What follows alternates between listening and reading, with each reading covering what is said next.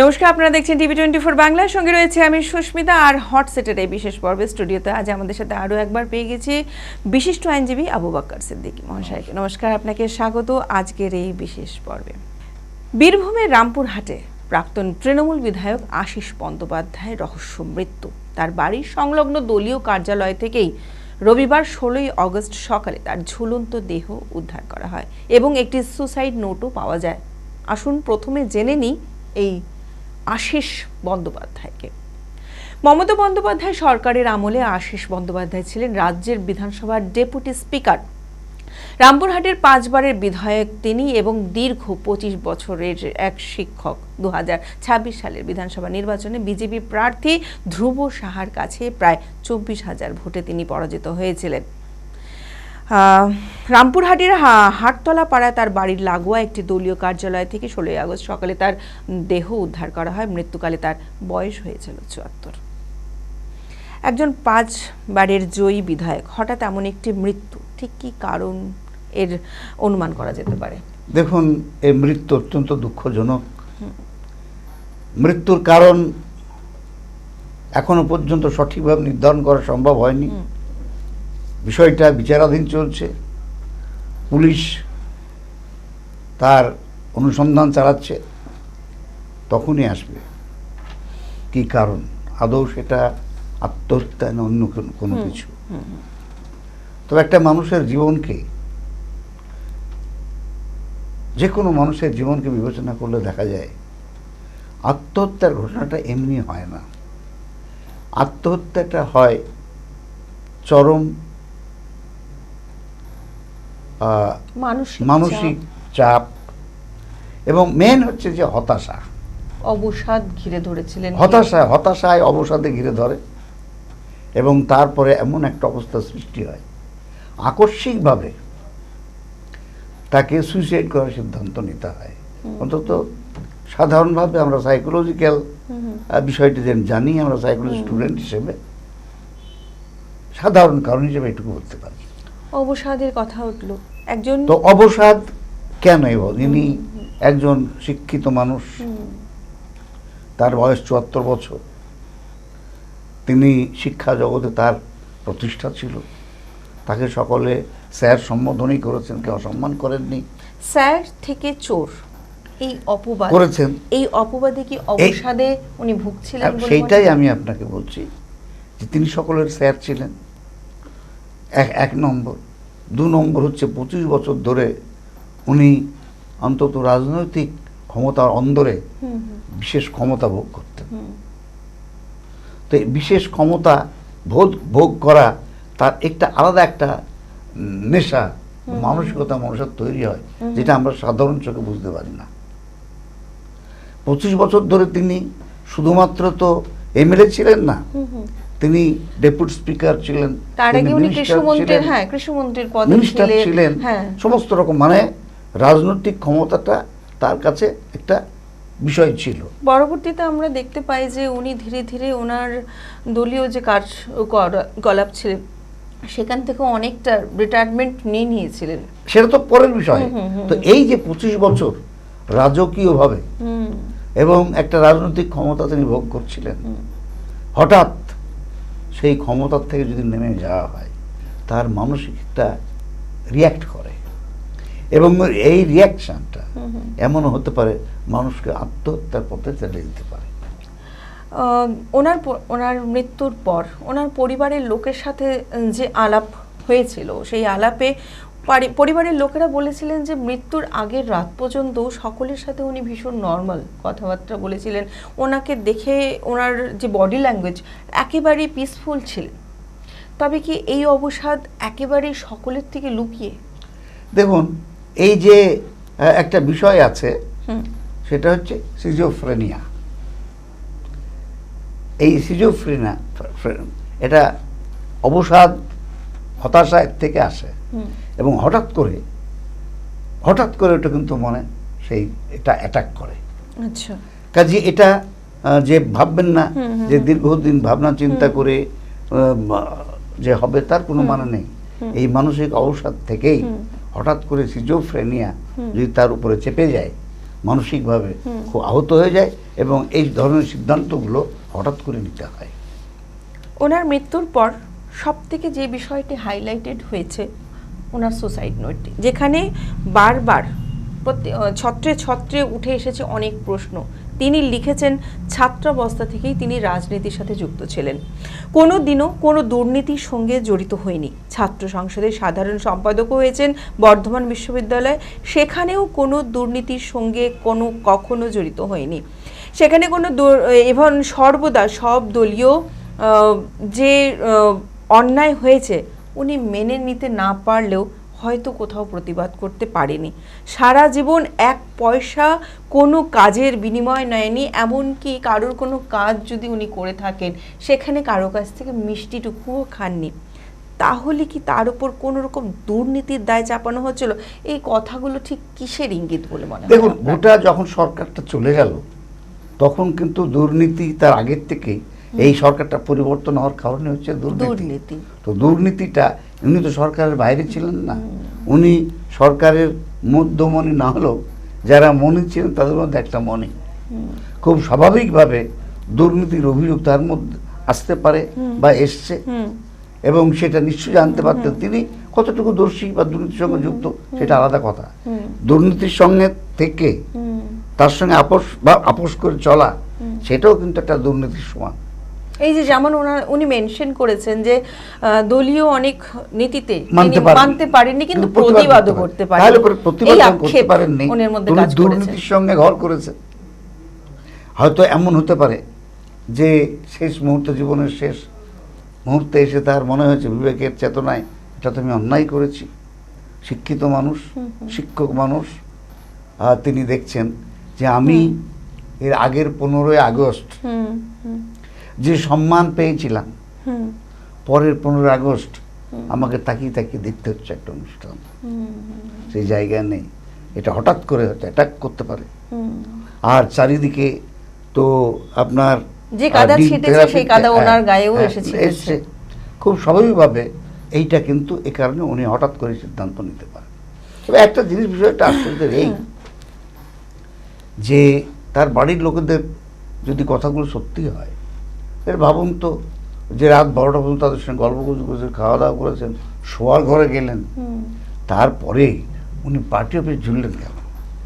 একদম ওনার বাড়ি থেকে খুব কাছাকাছি পার্টি, যতই কাছে থাক, কিন্তু বাড়ির ঘরে যে বাড়ি থেকে আগের দিন রাতে খুব নরমাল পিসফুল মাইন্ডে উনি সবার সাথে কথাবার্তা বলার পর সকালে দলীয় কার্যালয়ে গিয়েই কেন তিনি দলীয় কার্যালয়ে কেন? তাহলে দলের যে অবস্থান, সে অবস্থানকে উনি যে মেনে নেননি তা নয়, দলের দুর্নীতি তার সঙ্গে একসঙ্গে সহবাস করেছে এটাও নয়, কিন্তু কোনো একটা কারণে তিনি হয়তো মানসিকভাবে আহত হয়েছেন যে আজকে আমার ভবিষ্যতে কি হবে। আমি এত সম্মান পেয়েছি, এত মানুষের ভালোবাসা পেয়েছি, এত মানুষের উপকার করেছি, আর সেই মানুষগুলো রাস্তায় দেখে তাকে আজ অন্য চোখে দেখছেন। 15ই আগস্ট স্বাধীনতা দিবস হচ্ছে, সে উনি মধ্যমণি হবেন তা নয়, তার চোখের সামনে সবাই মধ্যমণি এবং নীরব দর্শক। এই মানসিকতা তার তৈরি হয়েছে এবং এইটাই তার বিবেকের কাছে দংশিত হয়েছে যে না, এখানে থেকে আর বেশি দিন আমার ঠিক নয়। এক তো আক্ষেপের কথা আপনি বলছেন, পাশাপাশি ওনার, আমি আরও একবার বলি, ওনার যে সুসাইড নোট যেটা এই মুহূর্তে হাইলাইটেড, সেখানে আরও কিছু বিষয় উনি তুলে ধরেছেন। তার মধ্যে অন্যতম হলো যে টিআরডিএ, তারাপীঠ রামপুরহাট ডেভেলপমেন্ট অথরিটিতে জেনারেল মিটিং ছাড়া ওনার বক্তব্য অনুযায়ী আমি আর কোনো দায়িত্বে ছিলাম না, টেন্ডার কমিটিতেও আমি ছিলাম না, চেক পাওয়ার বিষয়েও আমি ছিলাম না, কোনো রকম প্ল্যান পাস বা কোনো নো অবজেকশন সার্টিফিকেট ইস্যুতেও আমার ব্যাপার কিছু ছিল না। এ বিষয়ে কোনো দিন কারোর সাথে আমার কোনো রকম আলোচনা হতো না। তিনি উল্লেখ করেছেন, আমাকে অপমান করার জন্য যা সব করা হলো তাকে আমি ধিক্কার জানাই। এই যে, এবং শুধু তাই নয়, এর পরবর্তীতে উনি মেনশন করেছেন এই যে অপমান, এত বছরের ওনার যে রাজনৈতিক অভিজ্ঞতা, আমার এই রাজনীতিতে আসার সিদ্ধান্ত আমার ভুল। আমি চাইব আমার পরবর্তী প্রজন্ম তারা কেউ রাজনীতিতে না আসুক, তারা তাদের কাজকর্ম নিয়ে ব্যস্ত থাকুক। কোন রকম কি কি ব্যক্তিগত টার্গেট ওনাকে করা হচ্ছিল, যার জন্য উনি এই কথাগুলো মানে আংশিকভাবে তুলে দিয়ে গেছেন? না, এই কথাগুলো তো যথার্থতা আছে। মানে উনি পক্ষান্তরে স্বীকার করে নিয়েছেন যে ওই প্রকল্পে দুর্নীতি হচ্ছিল, কিন্তু আমি ছিলাম না। তাহলে উনি জানতেন দুর্নীতি হয়েছে। একটা জিনিস হচ্ছে যে ওই দুর্নীতির হাত থেকে কিভাবে বাঁচা যায়, এক, অথবা আমার জীবনে কোনো কালি নেই, হঠাৎ একটা কালি লেগে যেতে পারে, এই কালি নিয়ে আমি শেষ। দুটো কারণ তার হতে পারে, এক দুর্নীতির হাত থেকে বাঁচবার জন্য, আর নাহলে পরে ওই কালিমালিপ্ত জীবন নিয়ে উনি আর বাঁচতে চান না।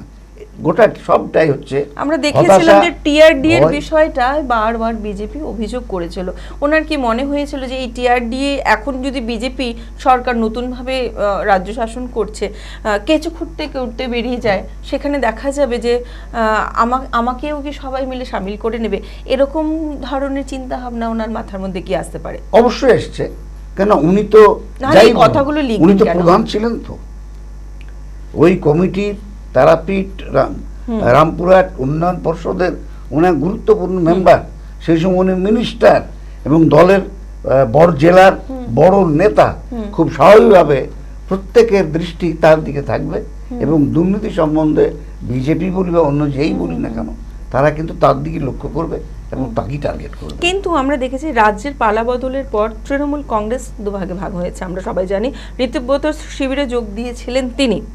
দীর্ঘ সময়ের রাজনৈতিক জীবনে আশিস বন্দ্যোপাধ্যায়ের নামে কোনো দুর্নীতিতে নাম উঠে আসেনি বলেই কিন্তু ওয়াকিবহাল মহলের। তাহলে এবার কেন ওনার নামে এই দুর্নীতির প্রসঙ্গ উঠে আসছে? তাহলে উনি ঋতব্রতর দলে গেলেন কেন?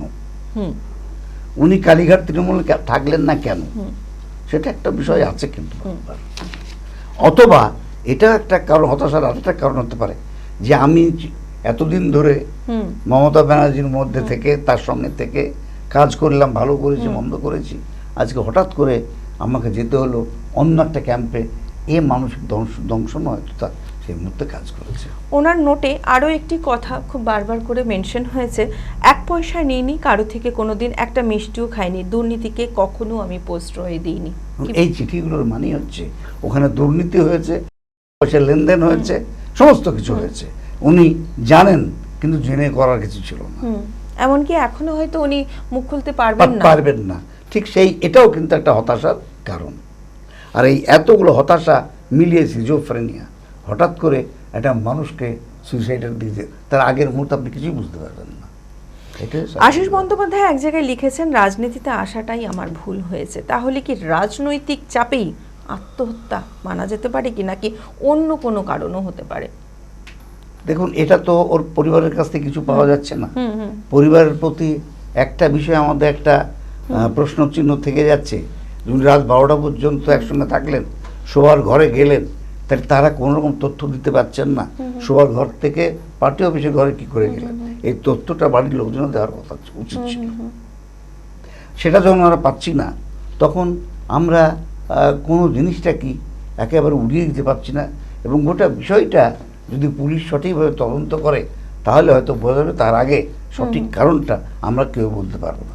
আমরা আজকে যেগুলো বলছি বা বিভিন্ন মিডিয়া বা মানুষজন যেগুলো বলছে, সবটাই একটা অবস্থার পরিপ্রেক্ষিতকে বিবেচনা করে বলছে। তৃণমূল যখন দুভাগে ভাগ হয়েছে, উনি ঋতব্রত তৃণমূলে জয়েন করেন এবং ওনার মৃত্যুর পর ঋতব্রত যখন প্রেস কনফারেন্স করেন, তখন উনি বলেন যে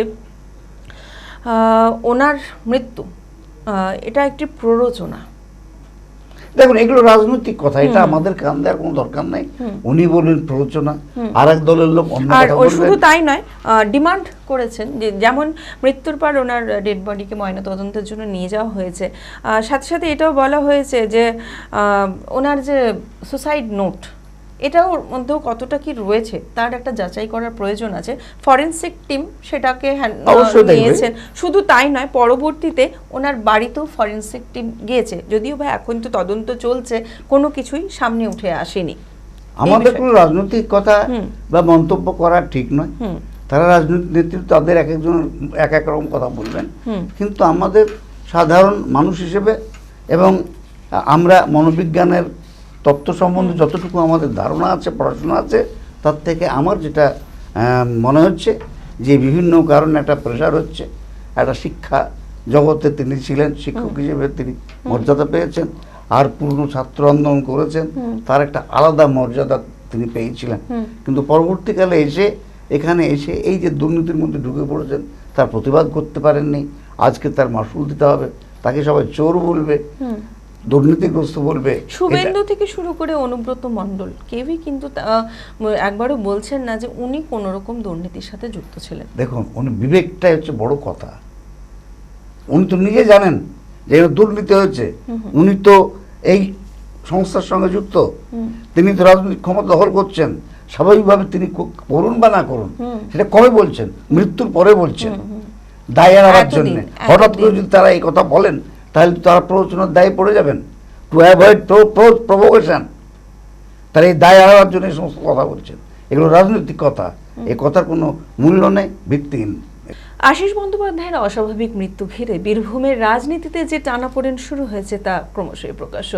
বিদ্রোহী শিবিরের প্রতিনিধি দল রামপুরহাটে গিয়ে প্রাক্তন মন্ত্রী পরিবারের সাথে দেখা করার পর একে একে সেখানে যাচ্ছে কালীঘাট শিবিরের প্রতিনিধিরাও।